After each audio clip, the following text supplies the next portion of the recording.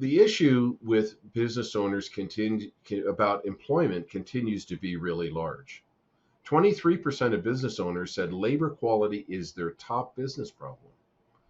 Over 10 million job openings are available right now in the United States.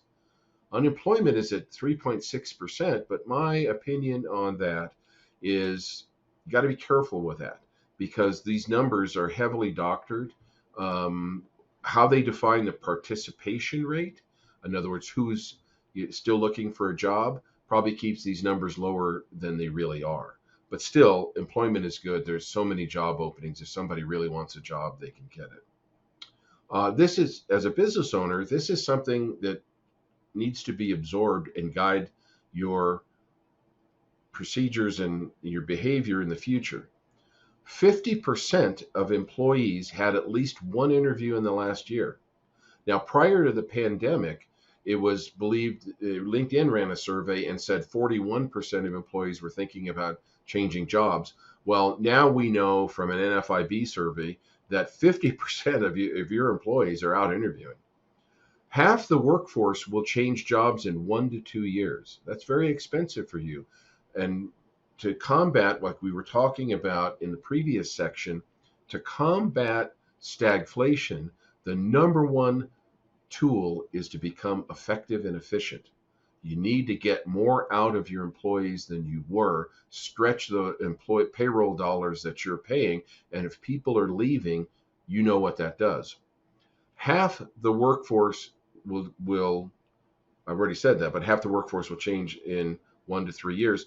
51% of employees leave their jobs in the first 2 years. So that coincides with the number of people that are interviewing. So it looks like it's a sure thing. You're going to lose half your employees over the next year plus. 59% of job seekers research companies' websites, social media, and reviews. Well, what does that mean to you? It means you have to have things on your website and social media that's inviting to employees, that makes it so that they want to come to your place of business and stay there. There's techniques to handle all of these things. And they're now more important than before that these are adopted. So, the common thing is your employee comes to you and wants a 25 to 50% raise, or they're going to take the job offer they just got. You have the likelihood of 50% of your employees doing that. Well, how do you hang on to them?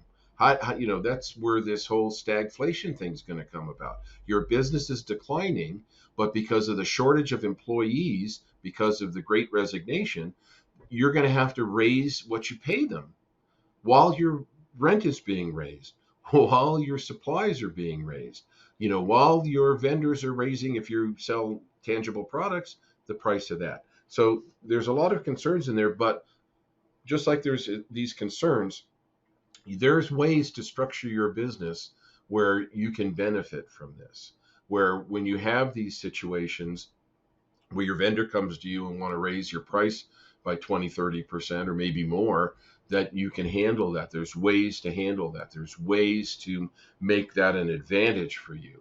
And remember that you bring the business that they sell to. So it's just like your employee wants a raise, your vendor wants a cost increase. This is what you're going to have to deal with, probably over the next 3 to 7 years. The last one lasted 9 years.